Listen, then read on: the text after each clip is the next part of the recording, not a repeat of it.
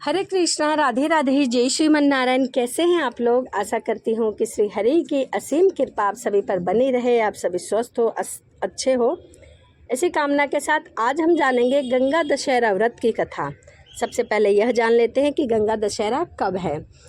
तो इस बार गंगा दशहरा 16 जून दिन रविवार को है। बहुत ही अच्छा दिन है। आप भी जाइए और गंगा स्नान, त्रिवेणी संगम का स्नान करके आइए।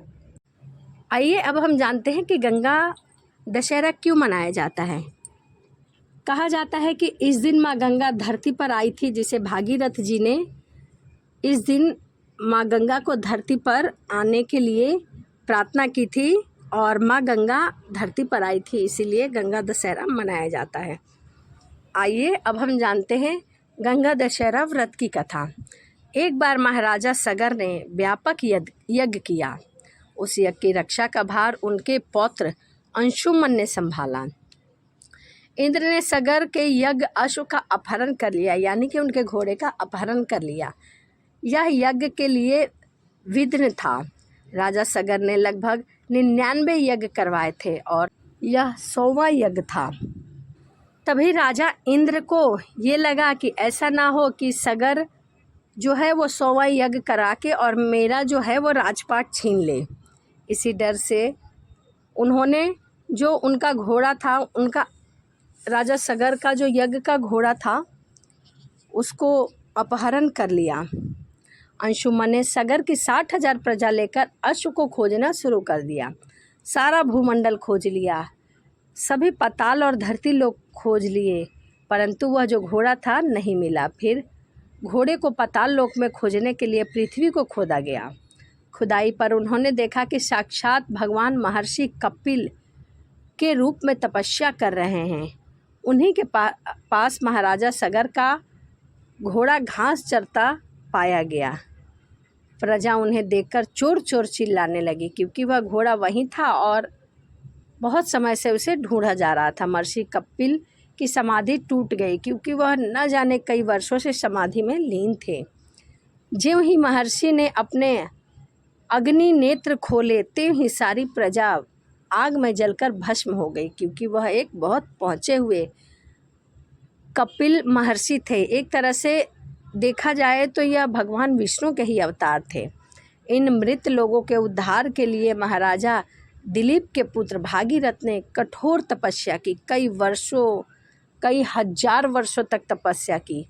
भागीरथ ने तब से प्रसन्न होकर ब्रह्मा ने उन्हें वर मांगने को कहा, तो भागीरथ ने माँ गंगा को मांगा। इस पर ब्रह्मा ने कहा, हे राजन, तुम गंगा का पृथ्वी पर अवतरण तो चाहते हो, परंतु क्या तुमने माता पृथ्वी से पूछा है कि वह गंगा माँ का भार या वेग को संभाल भी पाएंगी या नहीं? मेरा विचार है कि गंगा के वेग को संभालने की शक्ति केवल भगवान शंकर में ही है। इसीलिए उचित यही होगा कि गंगा का भार एवं वेग संभालने के लिए भगवान शिव का अनुग्रह प्राप्त कर लिया जाए। महाराजा भागीरथ ने वैसा ही किया। उन्होंने कई हजार वर्षों तक तपस्या की। तपस्या करके भगवान शिव को प्रसन्न किया। ब्रह्मा जी ने गंगा की धारा को अपने कमंडल से छोड़ा, तब भगवान शिव ने गंगा की धारा को अपनी जटाओं में समेटकर जटाएं बांध ली।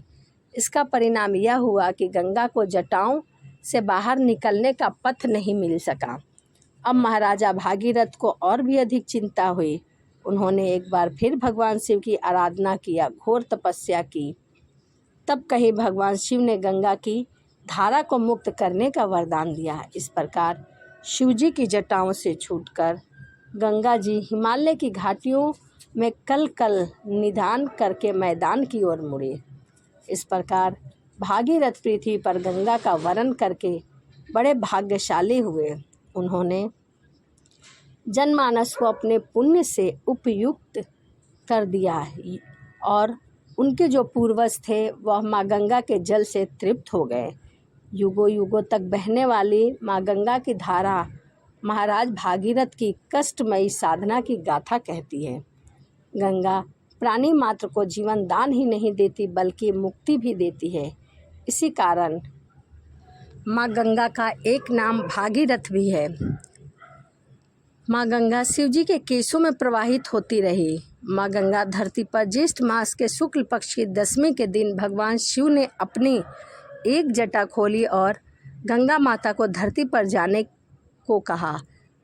जब राजा भागीरथ ने माँ गंगा के धरती पर आने के लिए हिमालय की दुर्गम पहाड़ियों के बीच रास्ता बनाया, जब माँ गंगा पर्वत के ऊपर से राजा भागीरथ ने अपने पूर्वजों को गंगा जल से तर्पण करके उन्हें मोक्ष प्रदान किया। माँ गंगा का जिस दिन धरती पर अवतरण हुआ उस दिन ज्येष्ठ मास के शुक्ल पक्ष की 10वीं तिथि थी, यानी कि गंगा दशहरा था। इसीलिए इस दिन माता गंगा की पूजा का विशेष प्रावधान है। इस दिन गंगा स्नान का विशेष महत्व है। कहते हैं कि गंगा दशहरा के दिन गंगा स्नान करके और दान पुण्य करने से कई गुना फल की प्राप्ति होती है। कितना भी पापी मनुष्य क्यों ना हो, यदि गंगा दशहरा के दिन त्रिवेणी संगम पे स्नान करता है तो उसे पुण्य फल की प्राप्ति मिलती है। इसीलिए गंगा दशहरा के दिन माँ गंगा में स्नान करने का, उनकी आरती करने का, उनका चालीसा करने का, उनकी पूजा करने का विशेष महत्व माना गया है। यदि आप किसी भी त्रिवेणी संगम में या फिर गंगा यमुना में स्नान नहीं कर सकते तो आप अपने घर के बाल्टी में ही 2 बूंद 4 बूंद गंगा जल डालकर और स्नान कर सकते हैं और ओम गंगाए नमः के नामों का 5 बार स्मरण करिए और इस प्रकार आप गंगा स्नान करके भी त्रिवेणी संगम का सुख प्राप्त कर सकते हैं। तो इस वीडियो में मैंने आपको बताया कि किस प्रकार से माँ गंगा धरती पर आए, गंगा दशहरा क्यों मनाया जाता है और कब है गंगा दशहरा। चलिए इसी के साथ वीडियो को समाप्त करते हैं और मिलते हैं अगली वीडियो में। वीडियो आपको अच्छी लगी हो तो चैनल को सब्सक्राइब और लाइक करना ना भूलें। तो चलिए मिलते हैं अगली वीडियो में। राधे राधे, जय श्रीमन नारायण, हर हर महादेव।